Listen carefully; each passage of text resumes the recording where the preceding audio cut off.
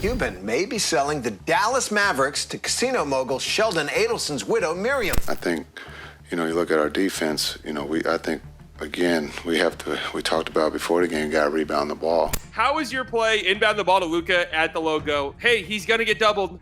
It's a smart defensive play.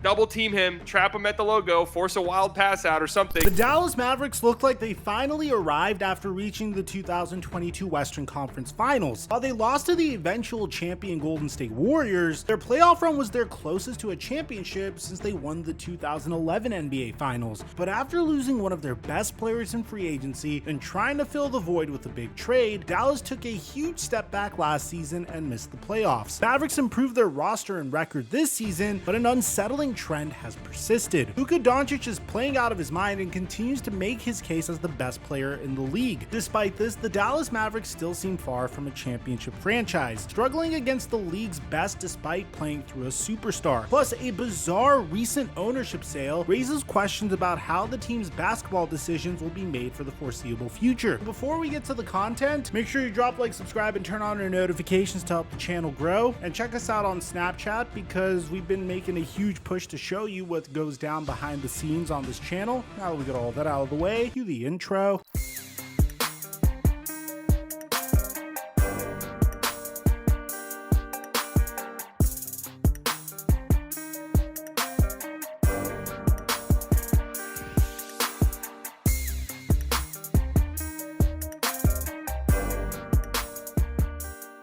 Mic check 1 2 1 2. What's going on, everybody? The Dallas Mavericks' struggles from last season can be blamed largely on their mishandling of Jalen Brunson's contract ahead of 2022 free agency. You see, in 2018, Dallas made a league-altering move when they acquired Luka Doncic in their famous draft night deal with Atlanta that landed the Atlanta Hawks' Trae Young. However, the Dallas Mavericks also drafted Jalen Brunson, a two-time national champion at Villanova, in the second round with the 33rd pick in the draft. What a legendary haul on draft night. I mean, stealing Luka Doncic, who was the undisputed best player in the 2018 NBA draft, and then wrapping around to select Jalen Brunson with your second round pick is absolute mastery by the scouting department. But this made things a little bit more difficult contractually. Although Jalen Brunson was selected with a less valuable pick, this gave Jalen Brunson a little bit more flexibility when it came to structuring his contract. You see, a first round pick in the NBA draft largely fits into a predetermined rookie scale deal. There's no questions over how long you're going to sign with the team. It's always 2 years plus a 2-year team option. But Brunson's agent at the time, Leon Rose of CAA Sports, who by the way is currently the president of basketball operations for the New York Knicks, negotiated a 4-year, $6.1 million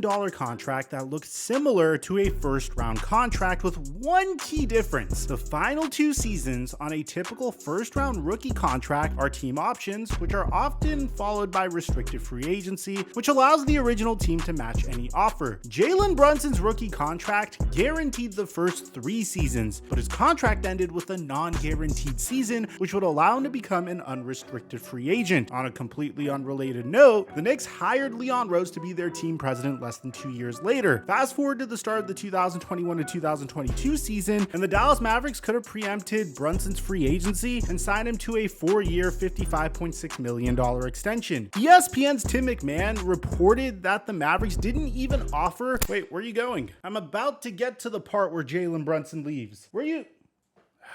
Dang it.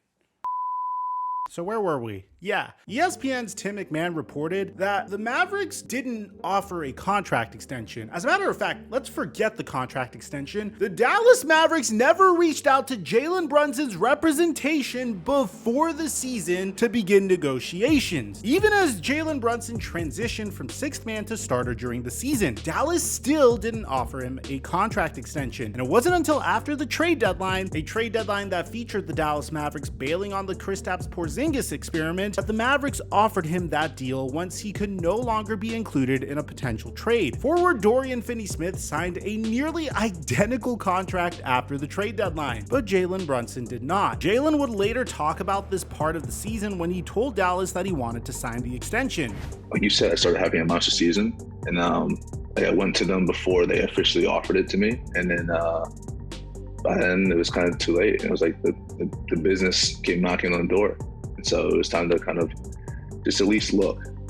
I had to do my due diligence and look and see what was out there. And in the playoffs, Brunson quickly showed that Dallas had made a horrific mistake. In the first round against Utah, Brunson carried the Mavericks early as Luka missed the first 3 games with a calf injury. A career-high 41 points in Game 2, 31 points in Game 3 helped Dallas jump out to a 2-1 series lead before winning the series in 6 games. You would not be able to make it to the Western Conference Finals if it wasn't for Jalen Brunson's heroics. And considering the fact that a 4-year, $55 million contract would have aged beautifully in the new CBA and allowed the Dallas Mavericks to get additional help to pair with Jalen Brunson and Luka Doncic. And this was the first step to what would result in the Dallas Mavericks' current very unsettling situation. Once the Mavericks season ended after the Western Conference Finals, it seemed like only a matter of time until Brunson left Dallas to go to the Knicks. Jalen's father, Rick, had just been hired as an assistant coach for the Knicks. Rick was the first player client of Leon Rose, who negotiated Jalen's rookie deal and was now running New York's front office. Leon's son, Sam Rose, is one of Jalen's agents. Despite declaring that Brunson was the offseason's top priority with their ability to pay him more on a longer deal, Dallas lost their second best player, and New York signed him to a 4-year, $104 million contract, nearly double what Dallas could have signed him for had they offered him an extension before the trade deadline. And that sent the Dallas Mavericks flailing through the 2022 free agency, and the Mavericks would panic. They re-signed Maxi Kleber, but they didn't add enough talent to replace Brunson's production. They drafted Jaden Hardy in the second round, they traded for Christian Wood, they signed JaVale McGee, but that did little to fill the void that Jalen Brunson left behind. The New York Knicks would later be stripped of a second-round pick for tampering after the league found out that the New York Knicks had negotiated with Brunson before such conversations were allowed. Yeah, way to go, NBA. That'll show them. This didn't help the Dallas Mavericks or Luka, who needed all the help that they could get to keep the team afloat, considering that this was their best finish to date underneath the Luka Doncic era. Another terrific Doncic season went largely unsupported as the Mavericks remained a team hovering just about 500 for most of the season's first half. Injuries to Dorian Finney-Smith and Maxi Kleber didn't help as the team slumped anytime Luka was out of the lineup, but help would soon be on the way. For the second trade deadline in a row, the Mavericks felt like they needed to make a big move. Now, after asking the Nets for a trade in the aftermath of their failed Big 3 experiment, which, by the way, Kevin Durant is currently conducting the same exact experiment in Phoenix. We made a video on it recently. Highly recommend you check it out. Maybe even before you continue this video, but make sure you come back to this video so I could get 2 views instead of 1. But after asking the Nets for a trade in the aftermath of their failed Big 3 experiment, Kyrie Irving was on his way to Dallas. The Mavericks agreed to trade Spencer Dinwiddie, Dorian Finney-Smith, a 2029 first-round pick, and second-round picks in 2027 and 2029 to Brooklyn in exchange for Kyrie Irving and Markieff Morris. The trade was a big risk for the Mavericks, who were dealing for an elite scoring guard less than a year after losing Jalen Brunson. Kyrie Irving's talent is unquestioned, but his availability, or lack thereof, was one of the reasons that Brooklyn's championship hopes never came to fruition. He missed time with injuries, but also because of multiple suspensions. One was related to his response to posting a controversial movie. Another was his refusal to get the COVID-19 vaccine. Plus, he was on an expiring contract, so losing him would be detrimental. But the upside of a Luka-Kyrie pairing was just too good to pass up, and the Dallas Mavericks were incredibly desperate at this point. Irving started strong in Dallas, winning his first 2 games with the Mavericks without Luka, putting the Mavericks 5 games above 500. But once Doncic returned, things wouldn't go so well. The Dallas Mavericks would nosedive. People were starting to question whether or not the Kyrie Irving trade resulted in the Mavericks missing the playoffs. After starting 31-26, Dallas went 7-18 the rest of the way, going just 5-11 with Kyrie Irving and Luka Doncic playing together. The result was so disastrous that the Mavericks opted to tank their final games of the season so they could improve their draft odds. So what was the problem with this pairing? Well, Mavericks had one of the league's worst defenses in that stretch, allowing almost almost 120 points per game. And if you go to the Dallas Mavericks in the 2021 to 2022 season, they had the 6th best defensive rating in the NBA, paired with the 15th best offensive rating in the NBA. In the 2022 to 2023 season, it seemed like they were the opposite, the 6th best offensive rating in the NBA, but the 24th best defensive rating in the NBA. On top of that, the Jalen Brunson fiasco was also clearly still bothering the team. In an unscheduled media availability before their third to last game, Mark Cuban went in on Jalen Brunson and his father Rick. He disputed Jalen Brunson's claim that he was willing to sign the 4-year $56 million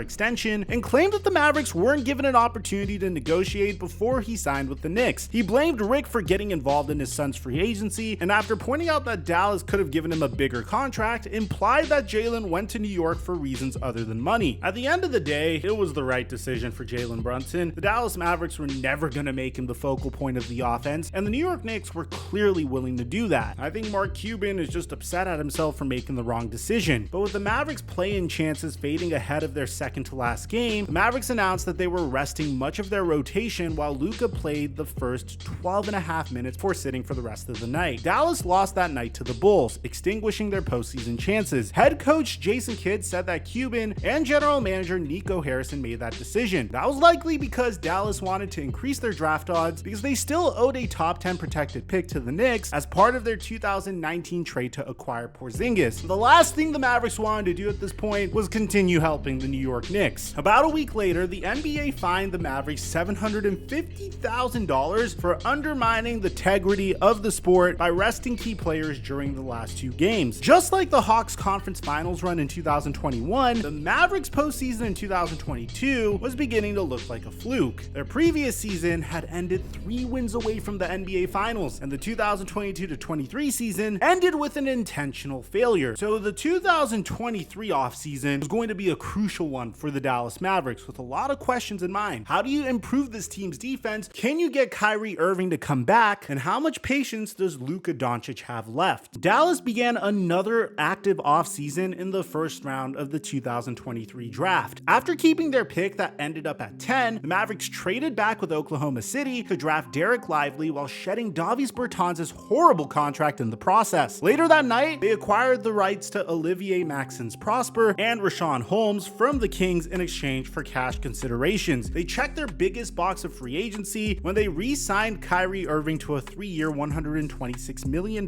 contract extension. But they didn't stop there. Dallas re-signed Dwight Powell, Markieff Morris, and just before the season, Josh Green. They signed Seth Curry to a 2-year deal for his 3rd stint with the franchise. Probably the coolest story of this entire video, they also took a flyer on the former 5th overall pick in the 2014 NBA draft, Dante Exum, who hadn't played in the NBA since 2021 with the Cleveland Cavaliers. But they didn't finish there. They really placed an emphasis on defense. On top of Olivier Max Prosper and Derek Lively, they really needed a glue guy. So they pulled off a 3-team sign and trade with the Boston Celtics and San Antonio Spurs to acquire Grant Williams. Later in the offseason, they took a flyer on former Slam Dunk Contest champion and signed Derrick Jones Jr. to a 1-year deal. The Mavericks did exactly what they needed to do to help Luka Doncic bring back his best teammate, unlike last time. It seems like they were learning their lesson though. The Mavericks also added shooting and size, and unlike the previous summer, there was a reason to believe that the Mavericks crushed the offseason. But would it work? Well, in the first 10 games of the season, things were going great. The Mavericks started out 8-2. Doncic was special again right from the jump, scoring 49 points in their second game against Brooklyn, then 44 points against the Los Angeles Clippers. And while Luka and Kyrie continued to play well, the Mavericks started to struggle during the end of November and early December. It didn't help the team to learn that they'd missed Josh Green for weeks with a right elbow sprain. They did give themselves a spark in the 20th game of the season when they blew Utah out of the building with a 50-point win. Luka completed a triple-double in the first half alone. It would be the first 25-point first half triple-double in NBA history, and that would spark a 4-game winning streak as the Mavericks improved to 16-9 by mid-December. During that streak, Kyrie Irving went down in a win over Portland after Dwight Powell fell on his right foot. The team announced the next day that Irving sustained a right heel contusion with no timetable for a return. So as Dallas hit a tough stretch in their schedule, Kyrie Irving was out of the lineup, and the Dallas Mavericks tumbled. They gave up 130 points in Denver and lost by 26 points despite a near triple-double from Luka Doncic and his franchise record 11th 30-point game. He finished a rebound short of a triple-double in their next game as their rally came up short in a home loss to the Clippers. They suffered their first 3-game losing streak when Luka sat during a blowout loss in Houston. Doncic got Dallas back on track with a 39-point triple-double in a win over the lowly San Antonio Spurs before following that up with an all-time Christmas performance. Doncic had an insane stat line with an efficient 50 points, 15 assists, 6 rebounds, 4 steals, and 3 blocks as Dallas used a strong fourth quarter to win in Phoenix. Which, by the way, things are not good in Phoenix. Highly recommend you check out this video. Now, Luka's 50-piece put him over 10,000 points for his career. This game had all the makings of a signature win for the Mavericks as they improved to 18-12. Derek Lively had 20 points and 10 rebounds as he continued his flying start to his career, firmly establishing himself as the starting center. Derek Jones Jr., a former Phoenix Sun, dropped 23 points on his old team as he added another chapter to his career year in which he is averaging double digits in scoring for the first time. Tim Hardaway Jr. scored 18 points, continuing his highest scoring season in Dallas, and Dante Exum, who was out of the league for 2 seasons, impressed as a secondary ball handler and defender. He's upped his game significantly since entering the starting lineup in mid-December, and Jason Kidd even announced that he'd remain a starter even once Kyrie Irving came back. But just as the Dallas Mavericks were patting themselves on the back for their offseason success, they would hit their lowest point of the season after Christmas. In a home game against the short-handed Cavaliers, the Mavericks built up a 20-point first-half lead and looked like they were heading for a blowout win. But the Cavaliers began to double Luka Doncic a lot more and limited Dallas to 41 points in the second half, and a Cleveland team missing 3 starters rallied to win 113-110. Just look at Luka Doncic's reaction once he realized Dallas couldn't get a clean shot off before the buzzer. In their next game against the Western Conference leading Minnesota Timberwolves, the Mavericks hung with them without Luka, but ultimately lost by 8. It looked like the Mavericks were back on track again when Luka returned to lead them past Golden State, but they proceeded to fall flat on their faces to begin the new year. Even with Kyrie back in the lineup after 12 games, the Mavericks were wiped out in Utah by 37 points, as Dallas suffered their biggest loss of the season. Dallas rebounded with a dominant win over Portland, but it came at a cost. Both Lively and Grant Williams had to leave the game with ankle injuries. Depending how much time they miss, those injuries could be devastating, especially since Dallas is limited in how they win games. Dallas can only win one way, and that's by outscoring their opponent. If their offensive production dips just a little, the Mavericks have trouble winning. They've only won 1 game all season in which they scored less than 110 points, and they're 3-13 when they score less than 120 points in a game. Once again, the Dallas Mavericks'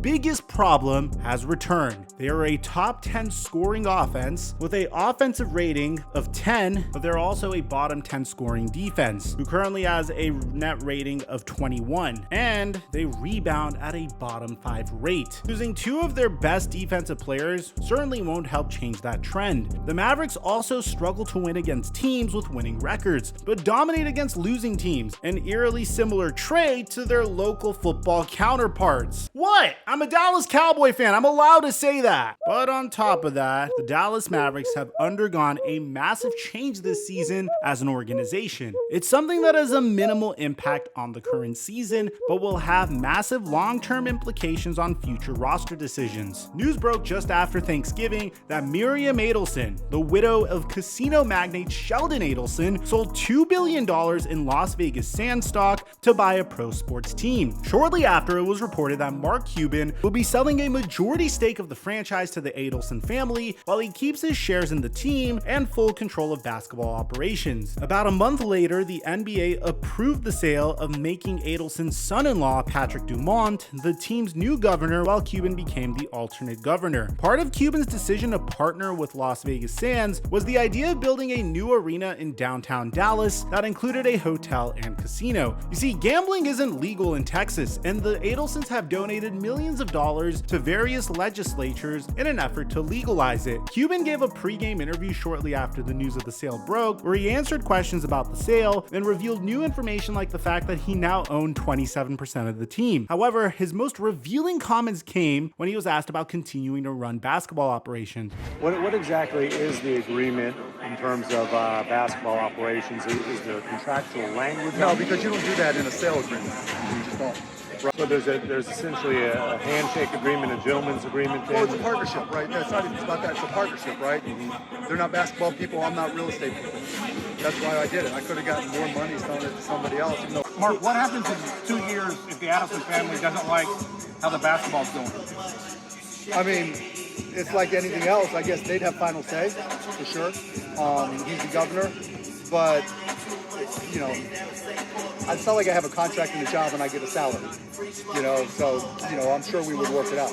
Mark Cuban is no longer the most powerful person in the organization. Although he expects the Dumonts and the Adelsons to stay focused on the team's business interests, he has nothing that legally entitles him to run the Dallas Mavericks basketball operations. They could easily cast aside the man who failed to keep Jalen Brunson or attract other stars in the past like Dwight Howard, Chris Paul, or even LeBron James. They landed high-profile targets, DeAndre Jordan and Darren Williams. That was only once they were past their primes. One of those instances even included a chair that caged in DeAndre Jordan when the Clippers were trying to keep him, which we also have a video on. Truly bizarre situation if you don't know what went down there. But this unique ownership arrangement could present a messy situation if new ownership doesn't like what they see on the court. What they see right now is a group almost dependent on a superstar to keep them afloat with a team that only knows how to win one way. They're a trade demand away from becoming irrelevant over the next 2 years before Luka potentially hits free agency in 2026. That's in 2 years. And if things don't go well for the Mavericks this season, we could possibly see a trade demand as soon as this offseason. Dallas has improved their squad since last season's failure, but there's still a significant gap between them and the serious contenders. Unless they catch up in the near future, the Mavericks of today might soon be unrecognizable both on and off of the court. And the worst part of all is, despite all the improvements they've made, Dallas Mavericks are once again in the same situation they were in last year. Let me know in the comment section down below, how did the Dallas Mavericks fix this? Is there a trade that they can make? Is there a change of philosophy that they need to undergo? I'd like to hear what you have to say. Aside from that, I'm your boy Mike. I'm dropping our mic until our next upload.